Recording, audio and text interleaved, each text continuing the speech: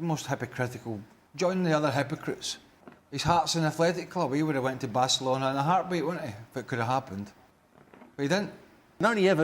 In modern football, you only ever get classed as a world-class player or a great player when you win big things. You can be a fantastic footballer, but unless you win big things, you're not classed as a great footballer or a world-class footballer.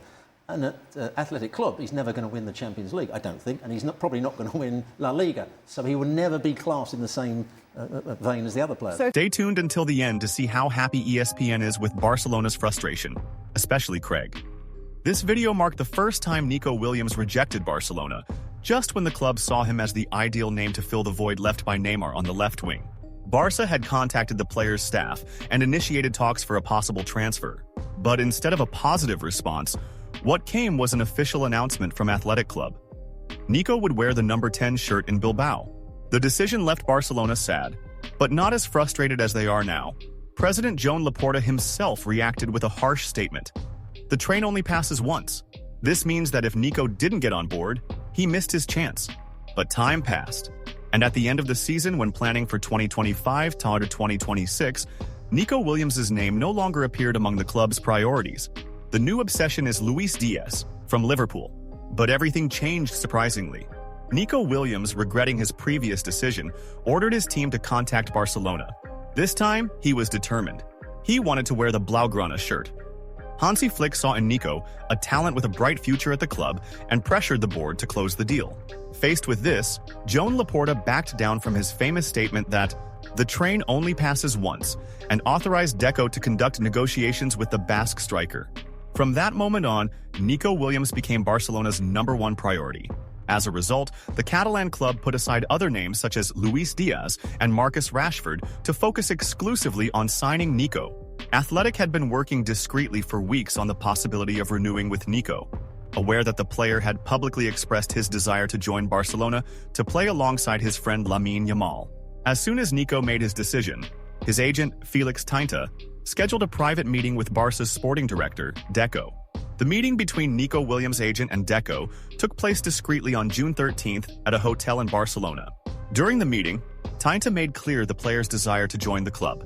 Tinta questioned whether Barcelona would be able to register Nico due to financial fair play issues. Barca assured Nico's agent that the clause would be paid without any problems, but could not guarantee that the player would be registered. Critics of Barcelona and rivals saw Nico Williams' possible arrival as a real threat, and wasted no time in trying to sabotage the deal. So it's more BS from players about, I love it here and never wanted to be anywhere else. You said that many times when you were at Chelsea and Derby, didn't you? You used to punch the badge and all that sort of stuff? Kiss the badge. Kiss the badge. Kiss the badge. This is a problem though, Craig, Just a few things. that we're hearing that players want written guarantees for registration, that there are financial issues at Barcelona, that it could prevent them getting the players that they want. That's their problem. I don't know. That's their issue. Is it? We just opened with Nico Williams, and he asked me, and I'm just saying, here we have somebody going through all that rigmarole of spray painting and all that nonsense with videos about his love for the club, and let's be honest about it. And I'm not blaming him for it. You had a chance to go to Barcelona, you'd have been there in a heartbeat. So spare me all the sort of heartwarming story that he wanted to be there for the rest of his career. His big move was to play alongside Lamine Yamal, and for whatever reason that can't happen. Barca's problems are Barca's problems. I couldn't care less. They need to deal with it. They've got a great team, they've got a great manager. They were head and shoulders the best last year. They were the most consistent. They had the best shape. Their defensive unit was excellent, and they played the best football by far, and they had the best front three in European football. They can go again without a Nico Williams or anybody else, as long as they don't get too many injuries. The one issue I always have, when a team is successful, I think that is a good time to go out and push for, like Liverpool have. Yeah. You know, Liverpool have gone out and they've made a statement. You got to freshen it up. And I know, I'm sorry to bring that up in terms of Florian Wirtz, because I know Liverpool is just such a touching story at the moment with the tragedy that has happened. But from a football balance, they've gone out and made a statement with their signing of Wirtz. Barcelona, I don't know if they have the ability to go and do the same because of the issues that they have. For Real Madrid, seeing one of Spain's most promising players wearing the Barca shirt would be a major blow, and many in the press took the opportunity to cast doubt on the need for the signing. ESPN, for example, produced several pieces questioning why Barcelona was pursuing Nico when it already had Rafinha and Lamine Yamal. The message was clear. Barca didn't need another winger, a convenient narrative for those who wanted to see the deal fail. The situation worsened when La Liga president Javier Tebas, a notorious Real Madrid fan, made public statements suggesting that Barcelona would have difficulty registering players due to financial fair play rules. This was despite the fact that he himself had previously admitted that the club was on track to return to the 1-1 rule. His comments were seen by many as a ploy to sow doubt at the most delicate moment of the negotiations. Behind the scenes, mistrust grew around Nico's own agent, Felix Tenta. Sources close to the club indicate that he had fueled the player's fears about the feasibility of signing with Barca, even after receiving direct assurances from Deco. It all seemed part of a bigger game to destabilize the operation and prevent Nico Williams from becoming another lethal weapon for Hansi Flick's new Barcelona. That's when Athletic Bilbao took action. Athletic Bilbao took strategic action when it realized it could lose Nico Williams to Barcelona. President John Uriarte and General Manager John Berasategui took advantage of a trip to Madrid to meet with the RFEF and La Liga, demanding that Nico's registration be blocked until Barca proved it was in compliance with the 1-1 financial fair play rule. Although this was the club's first public action, behind the scenes Athletic had already begun talks with Nico's representatives to negotiate his renewal. Uriarte's plan was clear: to make Nico Athletic's big signing, gaining leverage in the standoff with Barcelona and keeping their top talent at home. As the days passed, reports emerged that Barcelona had closed the deal and would pay Nico Williams' release clause soon. However, the club was still unable to guarantee his registration due to financial fair play restrictions. According to some sources, Nico Williams' agent would be entitled to a generous bonus if he managed to convince the player to stay at Athletic Club. Realizing that Barcelona was not willing to commit financial madness to complete the signing, the agent proposed inserting a termination clause in the contract, providing for the player's free departure if he was not registered. Barca would have lost €62 million with this madness. The club immediately refused, and that ended up being the breaking point in the negotiations. On the night of July 3rd, Athletic Club and Nico Williams' representatives acted in secret to close a surprise renewal, frustrating the expected transfer to Barcelona. While everyone was waiting for him to join the Catalan club, Athletic offered a record 10-year contract, including a large bonus for the agent and a promise to protect Nico's public image. Faced with this, the player changed his mind and chose to remain at the Basque club. This is the second video of Nico rejecting Barcelona. Athletic considered the outcome a success. A very quick operation, but it was cooked slowly. Proof that Nico's agent was acting behind Barcelona's back. Although President Joan Laporta had already begun to suspect it in the days before, the confirmation shocked the board. During a dinner in Barcelona, Laporta commented to a fan that Nico's agent, Felix Tenta, was making the deal difficult by demanding a termination clause if the player wasn't registered, something Barca refused. Neither Iñaki Williams nor Nico's other teammates interfered in his decision, after communicating, during the post-season break, his desire to move to Barcelona. Now, according to Sport, the news of Nico Williams' sudden turnaround came as a surprise in the Barcelona dressing room. During the Spanish national team's training camp in June, Nico Williams repeatedly expressed to teammates such as Lamine, Dani Olmo, Pau Cubarsí, and Pedri his desire to play for Barcelona this season. This led many to believe that the deal was already done, and some even spoke out publicly in favor of the transfer. Barcelona are deeply frustrated and feel cheated.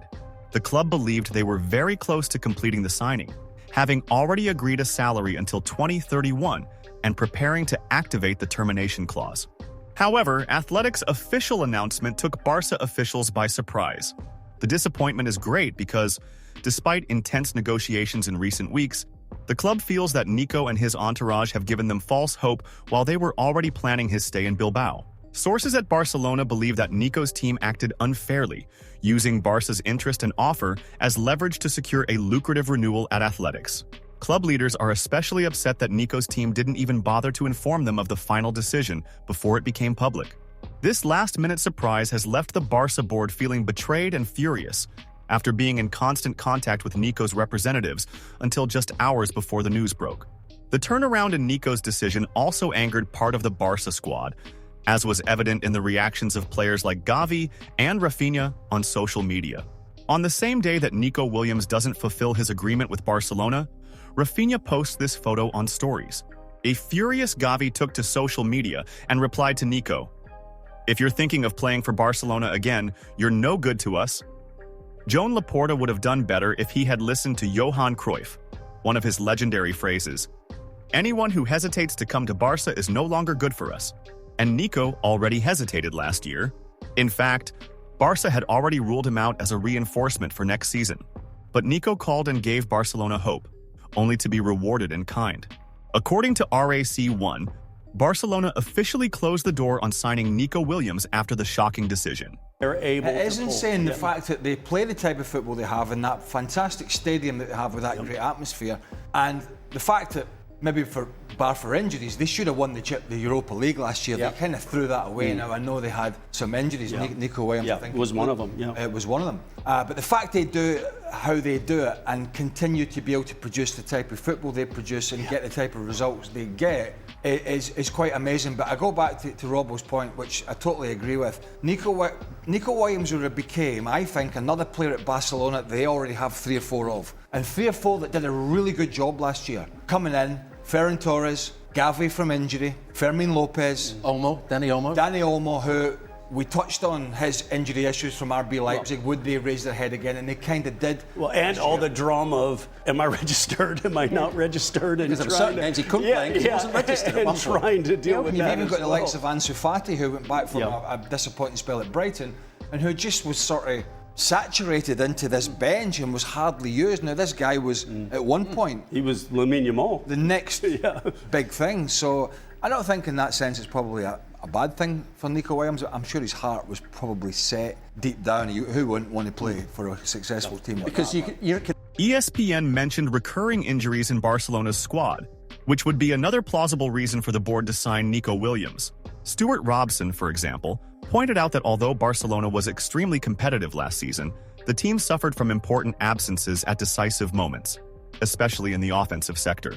The lack of depth on the bench, he said, was evident when players such as Ferran Torres, Gavi, Dani Olmo, and Ansu Fati were injured or out of form. ESPN pointed out that even with Rafinha and Lamine Yamal in great form, the team lacks reserves of the same technical level, and that Nico Williams could fill that gap with immediate impact, especially due to his explosive pace, physical consistency, and ability to play on both wings. Craig Burley, however, while acknowledging the player's value, continued with his skeptical and provocative tone, saying that Barcelona needs reinforcements who accept not being absolute starters, which, in his view, would not be the case with Nico, given his meteoric rise. He also took another jab at the club's board, saying that the club should focus more on adjusting its weakened squad than dreaming of high-profile signings. In other words, although they recognize the impact of injuries as a plausible justification for attempting to sign Nico Williams, ESPN took the opportunity to reinforce the narrative that Barcelona is acting with delusion and mismanagement, rather than adapting to its financial reality. The frustration of the transfer, for them, seemed further proof that the club is still far from restructuring itself efficiently.